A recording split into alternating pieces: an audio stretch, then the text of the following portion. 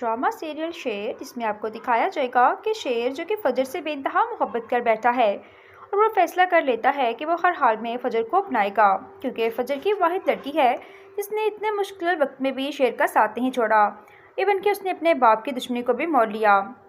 शेर फजर के पास जाता है और उसे कहता है कि फजर, मैं तुमसे शादी करना चाहता हूँ। न जाने कब और कैसे मुझे तुमसे इतनी मोहब्बत हो गई। ये बात सुनते ही फजर बहुत परेशान हो जाती है, क्योंकि फजर भी चुके शेर से मोहब्बत करने लगी है। इसलिए वो उसे कहती है कि शेर, मैं अपने माँ बाप की मर्ज़ी के बगैर तुमसे शादी नहीं कर सकती। ये बात सुनते ही शेर मुस्कुराकर फजर से कहता है कि फजर, मैं तुम्हें कब कह रहा हूँ कि तुम अपने माँ बाप की मर्ज़ी के खिलाफ जाकर मुझसे शादी करो। मैं आज ही तुम्हारे साथ तुम्हारे बाप के घर चलूँगा और वहाँ जाकर तुम्हारे लिए रिश्ता मांगूंगा, फिर तुम्हारे मेरी शादी होगी।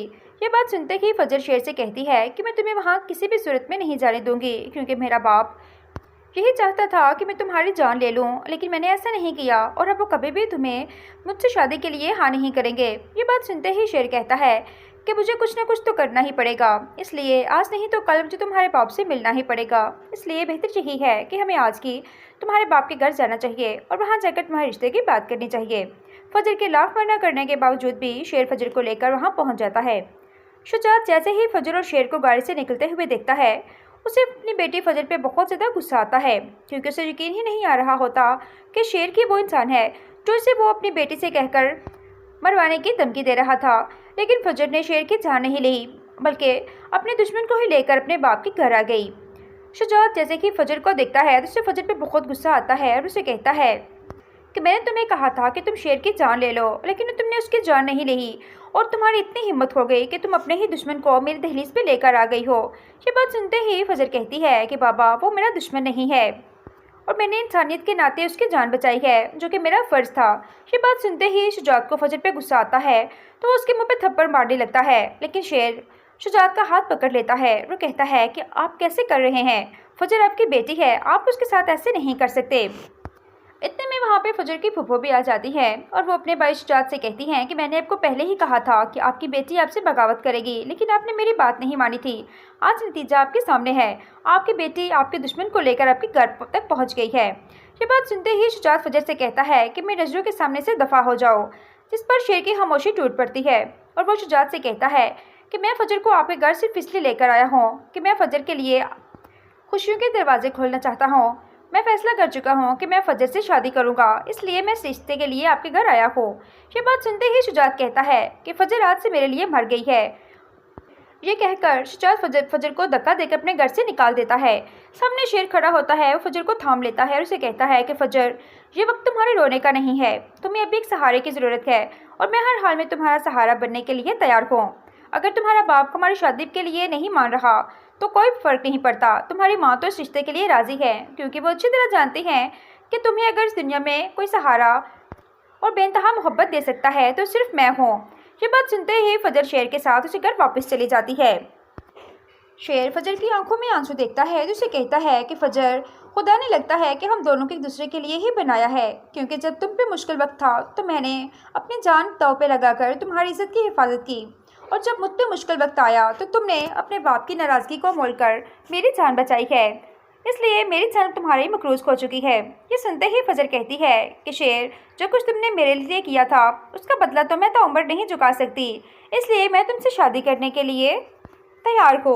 जब फजर और शेर घर वापस आते हैं तो तहमीना अपने बेटे शेर से कहती है कि बेटा, आखिर तुम ये क्या कर रहे हो, तुम अपने दुश्मन की बेटी से कैसे शादी कर सकते हो।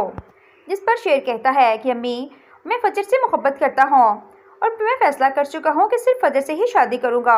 ये सुनकर तहमीना कहती है कि बेटा, तुम तो रिदा से बेइंतहा मोहब्बत करते थे, तुम तो कहते थे कि तुम्हें रिदा से इश्क है, तुझे कैसा इश्क हुआ भला जो तुम्हें फजर को देखते ही रिदा बोल चुकी है। ये सुनते ही शेर कहता है कि अम्मी, रिदा ने मुझे मुश्किल वक्त में छोड़ दिया था, मैंने तो उससे वादा किया था कि उसके हर मुश्किल वक्त में उसका साथ दूंगा, लेकिन जब मुझ पर मुश्किल वक्त आया तो रिदा ने मेरा हाथ छोड़ दिया।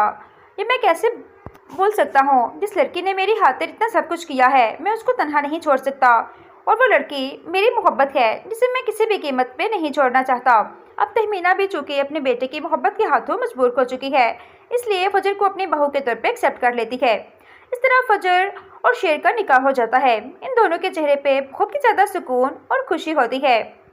क्योंकि इन दोनों की मोहब्बत रंग ले आई और इन दोनों की लाख दुश्मनियों के बावजूद इन दोनों की शादी हो जाती है।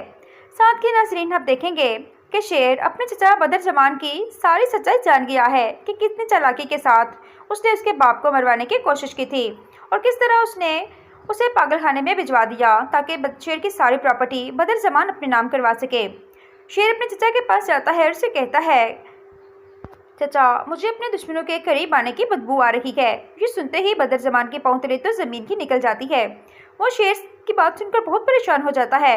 वो फाहद और आहद से कहता है कि मुझे लगता है कि शेर को हम पे शक हो गया है और वो ये बात अच्छी तरह जानता है कि हम लोगों ने ही उसके बाप रेस सामान को मरवाया था और वो कार एक्सीडेंट कोई हादसा नहीं बल्कि एक प्लानिंग के तहत एक्सीडेंट करवाया गया था ताकि रेस सामान की जान ली जा सके और फिर मैंने ही शेर को पागलखाने में भिजवा दिया। ये सारी बातें शेर जानता है लेकिन वो जानबूझ के अनजान बन रहा है। फाहद अपने बाप से कहता है कि मैंने आपको पहले ही कहा था कि हमें वहाँ पे शेर को मरवा देना चाहिए, लेकिन आपने मेरी बात नहीं मानी। अब देखना यह है कि बदरजमान अपने बेटों के साथ मिलकर शेर के साथ क्या करने वाला है, क्योंकि शेर तो बिल्कुल ठीक होकर अपने घर वापस आ गया है और अपने पहली पोजीशन पे वापस आ चुका है। अब बदरजमान तो उसके साथ कुछ भी नहीं कर सकता क्योंकि वो अच्छी तरह जानता है कि शेर अब अकेला नहीं बल्कि फजर भी उसके साथ है और फजर फाहद के खिलाफ बहुत ही ज़्यादा पक्के सबूत ढूंढ रही है ताकि उसे फांसी की सज़ा दी जा सके।